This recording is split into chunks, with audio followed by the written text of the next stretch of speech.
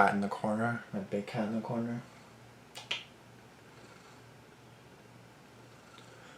3 Disturbing True Thunderstorm Horror Stories today by Mr. Nightmare. I'm excited for this one. It came out a couple days ago. I'm excited for this one because I know it's going to be good, because Mr. Nightmare videos are always good. So, starting. Give us a like. Get my cat with us. Gotta let go.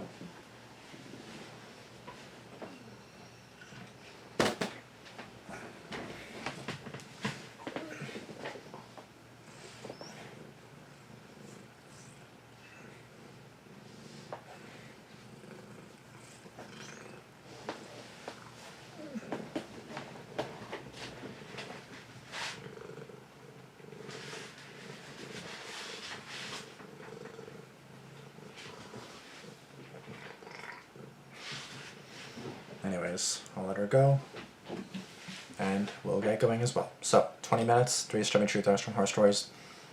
I watched like the first few seconds here, and then I love how it was like a nice clap of thunder and lightning. It was great. I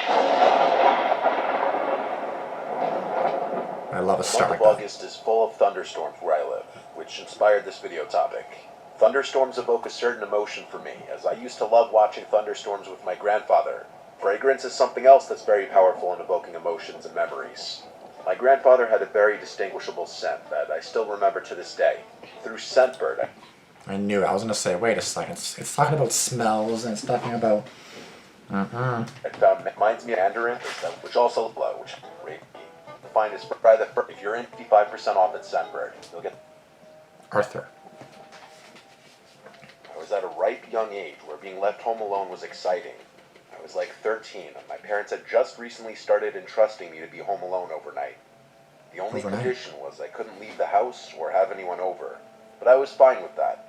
Something about being able to blast my music or video games without my dad yelling at me was just exhilarating. Right. To make things even better, it was a rainy night which turned into a thunderstorm.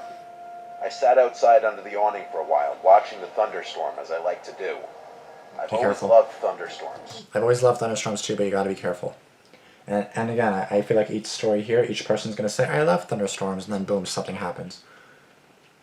So. As they just make staying in so much more cozy. After a while of watching the storm, I moved my Xbox from my room to the downstairs den TV. I meant, like, be careful watching it if you're watching it outside. If you're watching it inside, then you should be fine, but, like, be careful doing it outside, because... Dad's huge flat-screen TV with the Bose sound system. The only time I'd get to game on there was when I was home alone, and I loved it. The den was a half flight of stairs down from the living room level, and it was level with the backyard, so the backyard door was in the den. I'm describing the house in past tense because I moved out, but my parents do still live there. So I was playing Black Ops down in the den with the volume blasting. I was playing online multiplayer in a party with my friend Cody. I had some crappy old headset, which the only audio you could hear was other people in the lobby and game talking. For a 13-year-old standards, it was the perfect night, until something interrupted my peace. The sound of the doorbell. It was past 9 o'clock by then. I told Cody the doorbell rang, and he said I should go check and see who it was. I wondered if maybe it was my parents back home early, but they had the keys, so they wouldn't ring the doorbell. I hid in a spot in the game where I wouldn't get killed. Then I went upstairs to the front door, asking who's there. I didn't realize how much of a mistake that would be. A male's voice on the other side said, I need to use a phone. I didn't know what to do, so I didn't answer and went back downstairs. But it was too late. The damage was done, and I let whoever was out there know I was home. I told Cody about it, and his reaction was simply, yo, what the fuck? He agreed with me that I shouldn't open the door, but the doorbell rang again. Cody said to ignore it. That was the last time I heard the doorbell, and after a while, I relaxed again, as it seemed whoever was out there had left. I can't explain the roller coaster of emotions I felt that night. One moment I'm on edge, the next I'm relaxed and back into the fantasy world of my game. And then, as I was most at ease, I heard something to my right, and when I looked, I saw the back door closing and some tall man stepping inside. It was not my dad. It was a stranger. I dropped the controller and ran for the office door, and the cord to the headset quickly ripped out of the controller. I made it to the office and slammed the door shut, and I'm by no means exaggerating when I say the second after I locked the door handle aggressively shook as the man on the other side tried opening the door. Oh my god. The office had 2 doors in it, one that led to the den and one that led to the garage. My only chance to escape the house was to go through the garage. But before even moving, I just stood still, waiting for something to happen on the other side of the door.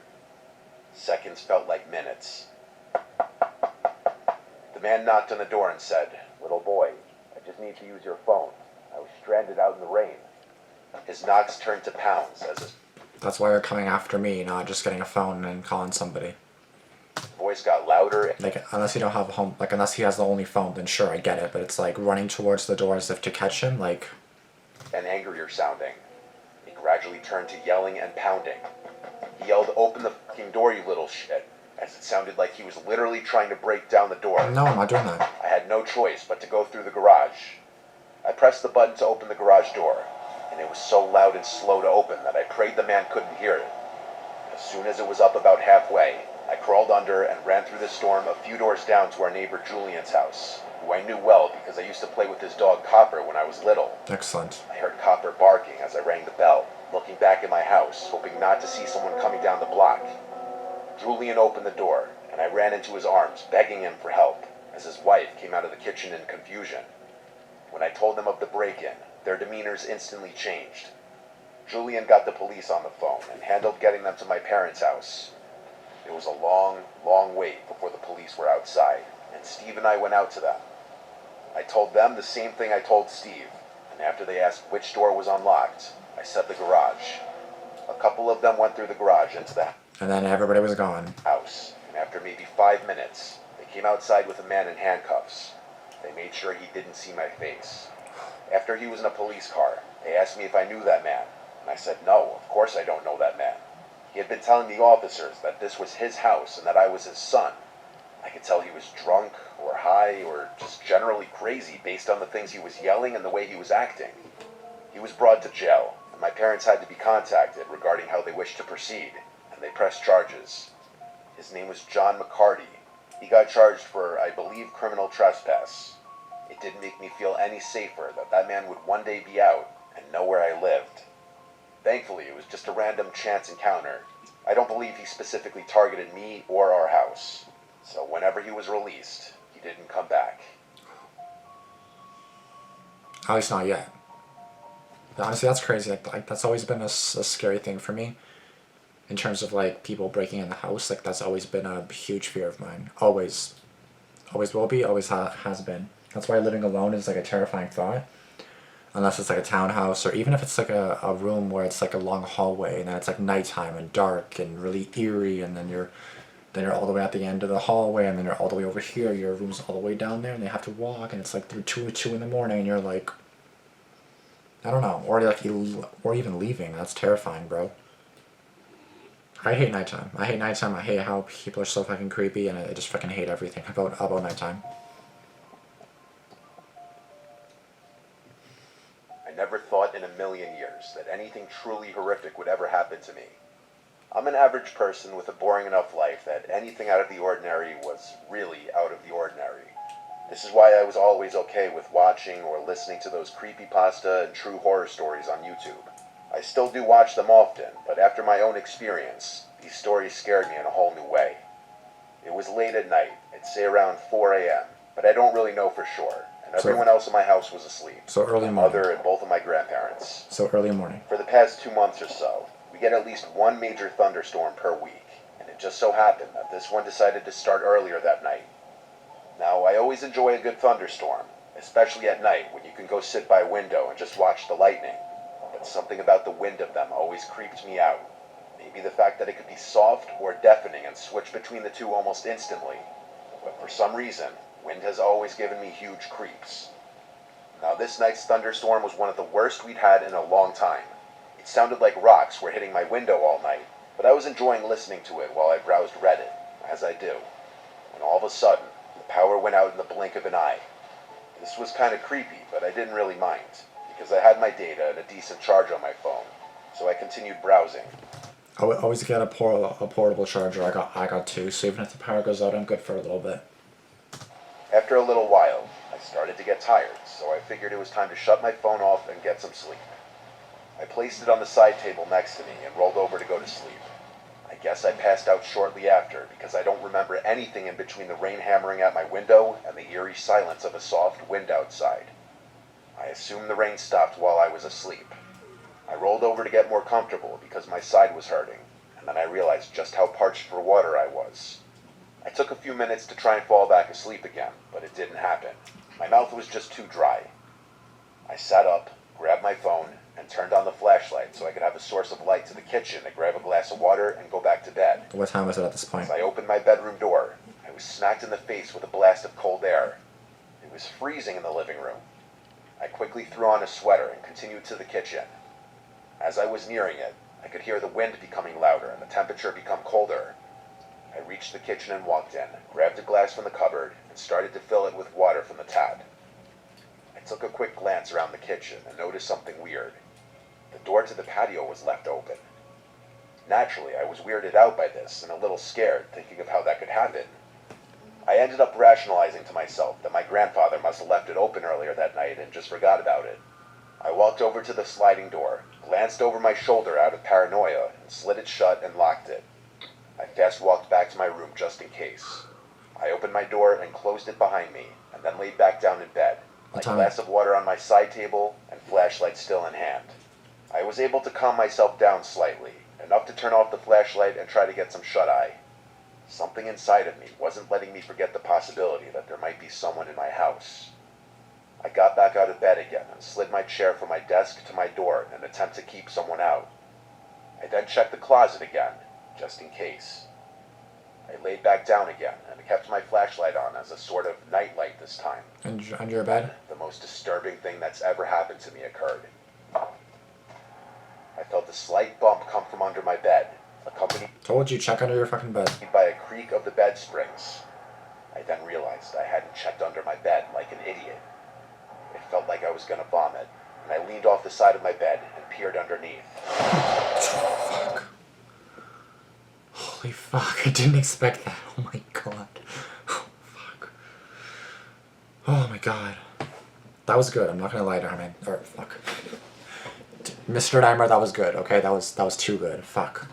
Gonna vomit, and I leaned off the side of my bed and peered underneath. I saw the disturbing sight of an extremely unhealthily skinny woman with bloodshot eyes and yellow teeth staring back at me. That's terrifying. She was smiling an ungodly grin that I still can't get out of my head. She stared at me for at least 3 seconds while I was still trying to process what I was seeing, before she, I swear to God, cackled like a fucking witch. At this point, my whole brain was screaming nope, and I leapt out of my bed towards my door, moved the chair as fast as possible, and sprinted down the hall to my grandparents' room. I banged on the door as loud as I could while calling for my grandfather. He was out within seconds, and he had a gun in his hand, something he had never even mentioned having in the house. Damn. We ran to my room, him in front of my grandmother and I, and we just barely caught a glimpse of a white figure running away from the bedroom window. My grandfather took a shot, presuming as a warning to tell them to never come back. We didn't end up calling the police because we figured they wouldn't be able to do anything since we don't have security cameras or have any idea who she even was. That's fair. All I can guess was that this woman was dangerously ill and saw my bedroom light on before the power went out. I have no idea what her intentions were or if she even knew what she was doing. We're getting the windows and doors in the house installed with locks sometime the next week just for safety. And all I can say is, even if you live in a safe area or a trusted community, bad things still can and do happen. You always have to take precautions against such things.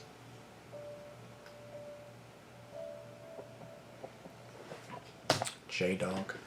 That's the scary part, because like even if you think my neighborhood is so safe, nothing ever happens here, it's fine.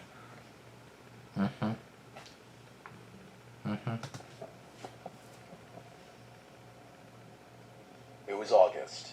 My girl Cass and I went upstate for a little weekend getaway at my family's rustic mobile home. It has running water, electricity, and a toilet, so we call it luxury camping. The home is very small, about 600 square feet. 1 bedroom, 1 pull-out couch in the living room, 1 bathroom, and a very small kitchen. Despite its remote location, there's lots to do, including archery, shooting, dirt biking, and off-roading. Okay. We had a whole little itinerary planned for the weekend. Friday, we mostly just unpacked and went out to eat, went grocery shopping, then relaxed.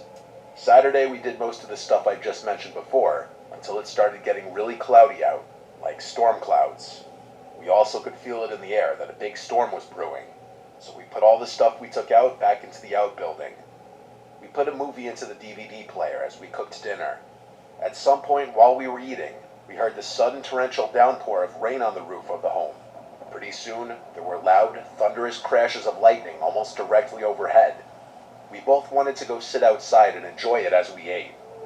We relaxed on the deck outside under the canopy, with an amazing view of the sky. Long bolts of lightning constantly lit up the dark night sky, the thunder booming almost instantly after the lightning strikes. We were right in the heart of the storm. And then, we heard something out in the woods. It was a voice, a loud voice, seemingly calling out something, but it was nowhere near discernible. So the place is really remote, like I said. Hearing any other voices nearby would already set off alarms in normal conditions, but during a storm like this, it was extremely concerning. We had to assume that it was a lost hiker or something. I stepped over to the edge of the deck, getting a little wet as the rain blew in under the edge of the canopy. With the constant crashing of thunder and lightning, there were moments of light in the vicinity that allowed me to see just far enough away to the tree line where the woods began. There was a person out line where the woods began. There was a person out there, clear as day. I told Cass, and she instantly freaked out, thinking I was joking and telling me to stop. I considered calling out, asking if they needed help, but decided against it on the grounds that I was kind of scared. This weekend was my idea though, and I did kind of drag Cass up here. I didn't want to ruin the experience freaking her out. I went back to her and said I think it's a hiker. She asked if we should offer some help, and I said not unless they come knocking on the door. I told her we should go inside, and I nudged her in. I went back over to the edge of the deck just out of curiosity. I got even wetter as I looked around, until I spotted something. It looked like a person again, much closer to the deck, like a lot closer, only about 20 feet away now. I continued to look, until a quick flash of lightning briefly exposed a man standing there, confirming my suspicion. He was wearing bright colors, it almost looked white. He was just standing still. That was the scariest part. He wasn't even approaching the deck or anything. I went inside and quickly locked the door. Cassidy saw the worry in my face. I felt my heart racing, and I almost felt nauseous. I'm sure I almost stuttered as I said, I don't know who that is. And then I saw the worry in Cass's eyes worsen. I did my best to keep her calm, telling her to expect someone knocking on the door asking for help. I said they probably just need shelter from the storm. I tell you, it was the longest 5 minutes ever, just sitting and listening to the pouring rain and lightning outside, before we felt and heard the footsteps outside on the deck, even over the sound of the storm. The home doesn't have a doorbell, so we expected a knock on the door, but instead, there was this weird shuffling sound on the other side of the lone wooden door. It sounded like attempts at opening it. It was at this point that the worry I had been feeling had peaked. I think I felt an adrenaline rush at this point. Cass was already in the bedroom hiding at this point, and she was quietly calling for me to come. The noises at the door stopped, but there was never a single knock. I went to the bedroom and told Cass to just remain quiet. I'll be back in the room in a second. I wanted to look out the window. I went back to the living room and turned off the lamp. I took a second to just breathe before yanking the curtain open. I looked out the window, and I saw the white figure of the man running away from the window and quickly disappearing. I thought I was going to jump scare. I was prepping this time. I didn't know a white figure of the man running away from the window and quickly disappearing. I didn't know what was going on. I hoped that they ran away for good. To be safe, I went to the kitchen window and looked out. This one didn't have a curtain or blinds. I realized about halfway to the window that there was a face on the other side. I could see it even through the blur created by the rain on the window. I yelled at the top of my lungs, "Yo, go away," trying to sound scary. They didn't move. Now when I say this, I know it sounds incredibly cliche, but we don't have Wi-Fi in the home, and the cell reception is very on and off. During a storm like this, there was no reception at all for either of us. Fuck. There was my dad's rifle under the bed in the bedroom, though. I left the kitchen and hurried to the bedroom where Cass was sitting in the bed biting her nails on edge. I grabbed the rifle under the bed from its case since we hadn't yet taken it out. There was a magazine already loaded with rounds, thankfully, so I popped the mag in the rifle. Doing this in front of Cass obviously meant I was no longer sugarcoating what was going on, but it didn't matter, because there was suddenly a bang at the bedroom window. Something was either thrown or someone straight up banged their hand on it. And then a second later, there was a bang from another window out in the living room or kitchen. It was more than one person. This had gone far enough at this point. I told Cassidy to wait in the bedroom. I went to the front door and positioned myself to be ready to potentially fire at anyone on the other side of the door should they rush me. I quietly unlocked the door, and when I was close enough to mentally ready, I yanked the door open and drew my rifle up, pointing at the door. No one was there, and so I hurried outside with adrenaline controlling my actions and spun around quickly to ensure no one was on the deck. Then I went to the stairway and looked down, and there was that guy in bright-colored clothes standing where he was before outside the window, apparently trying to look scary. He looked up at me. He already knew I was outside, but I doubt he knew I had a gun. I shot the rifle into the air, and I heard the guy yell in a deep voice, "Oh shit," as he ran away into the darkness. I heard at least two fading yelling voices likely communicating to each other, and then it was just the sound of the storm again. I don't know how many people were out there. At least two, maybe even three. It could have been teenagers playing some fucked up prank, or it could have been some really messed up people trying to scare us and break in. I don't play around like that though. If anyone came up that deck while I was outside, I would have shot them dead. They were not there seeking help, and that is a 100% certainty. The next day was Sunday, so we packed up and left. There were no signs of anything having been done to my car or the home or anything from the night before. I made sure to lock everything up and take anything of particular value home this time. Out of all the years of my family owning the place, that was the only encounter like this any of us had ever had. It really put a bad taste in my mouth about the place and being in an isolated place. I've been up there a few times since with my family, but I would never, ever go alone.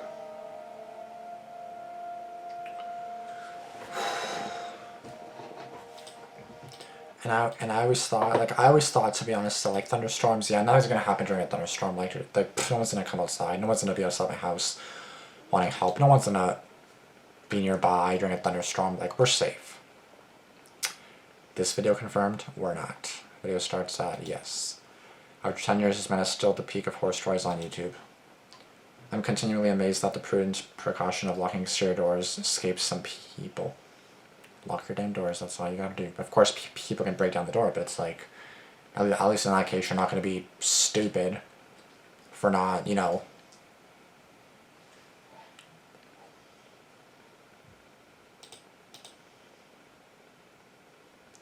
Me first, 4:06 a.m., couldn't sleep. For me, 6:50 p.m. that it's over, so. Started 23 minutes ago, so that would be 6:27 I started this video at. Julian becomes Steve. Died, and Steve and I went out to them. I told them the same thing I told Steve. Oh, yeah, I didn't notice that was Steve. Julian becomes Steve? Type shit. Now it's two people, husband and wife. So, who's Julian, the guy or the girl? And who's Steve, the guy or the girl? My brother passed a few months ago, and I've had a hard time getting to sleep. Your videos help me. Right? I didn't even notice that. I was going to bed and heard a thunderstorm outside, and it was raining heavily, and thought it was that. It's so creepy. If you're about to go to bed and there's a thunderstorm, and then 3 disturbing to do thunderstorm videos, fuck. Basically, if you're watching this during a thunderstorm at nighttime, then you're probably going to have a horror story happen to you, so just saying. Cabra, he shot the air when he was right there. How scary thunderstorms truly are. Midnight, the best time to listen to new horror stories, especially thunderstorm-themed ones. The second story that scared me at 10:41 gave me a serious jump scare and how the omen is checking and smiling. Yeah, that honestly fucking scared the shit out of me, bro. Fuck. Like, I felt like something was gonna happen, but obviously I didn't. Clearly I wasn't enough ready. Anyways, guys, that's gonna be the end of this video. That was a really good video. Honestly, Mr. Nightmare is so good. I love him. He's the king. He's the GOAT. He's great. He's definitely the GOAT of horror stories, and he always will be, and I really hope he never stops uploading. And yeah, he's really good. So he's at 6.58 million subs. That's crazy. But he's really good at these stories, so I'm not surprised by the slightest. But anyways, guys, I'll see you guys in this video. Please be careful. Thunderstorm or not, just be careful. You never know what danger lurks. You never know. Like a hitman, a pervert, a random person. Like, you just don't know. A person has really ill intentions. You don't know. So please be careful, and I'll see you guys in the next video. Thanks for watching. Deuces.